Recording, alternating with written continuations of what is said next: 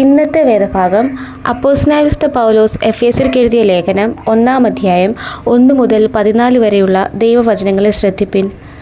ദൈവേഷ്ടത്താൽ ക്രിസ്തുവേശുവിൻ്റെ അപ്പോസ്തലനായ പൗലോസ് എഫെസോസിലുള്ള വിശുദ്ധന്മാരും ക്രിസ്തുവേശുവിൽ വിശ്വാസികളുമായവർക്ക് എഴുതുന്നത്: നമ്മുടെ പിതാവായ ദൈവത്തിങ്കൽ നിന്നും കർത്താവായ യേശുക്രിസ്തുവിങ്കൽ നിന്നും നിങ്ങൾക്ക് കൃപയും സമാധാനവും ഉണ്ടാകട്ടെ. സ്വർഗത്തിലെ സകല ആത്മീക അനുഗ്രഹത്താലും നമ്മെ ക്രിസ്തുവിൽ അനുഗ്രഹിച്ചിരിക്കുന്ന നമ്മുടെ കർത്താവായ യേശുക്രിസ്തുവിൻ്റെ ദൈവവും പിതാവുമായവൻ വാഴ്ത്തപ്പെട്ടവൻ.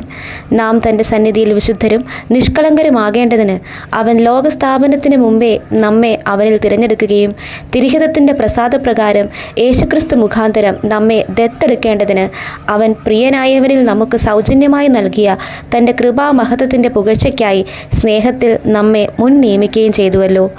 അവനിൽ നമുക്ക് അവൻ്റെ രക്തത്താൽ അതിക്രമങ്ങളുടെ മോചനമെന്ന വീണ്ടെടുപ്പുണ്ട്. അത് അവൻ നമുക്ക് താൻ ധാരാളമായി കാണിച്ച കൃപാധന പ്രകാരം സകല ജ്ഞാനവും വിവേകവുമായി നൽകിയിരിക്കുന്നു.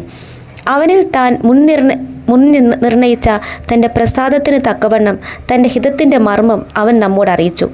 അത് സ്വർഗത്തിലും ഭൂമിയിലുമുള്ളത് എല്ലാം പിന്നെയും ക്രിസ്തുവിൽ ഒന്നായി ചേർക്കുക എന്നിങ്ങനെ കാലസമ്പൂർണതയിലെ വ്യവസ്ഥയ്ക്കായിക്കൊണ്ട് തന്നെ അവനിൽ നാം അവകാശവും പ്രാപിച്ചു.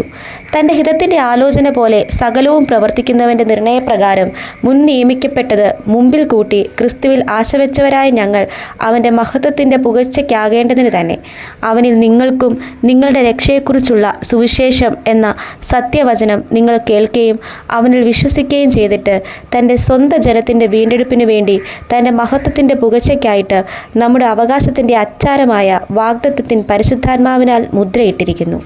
ഈ വചനങ്ങളാൽ ദൈവം നമ്മെ ഏവരെയും അനുഗ്രഹിക്കുമാറാകട്ടെ.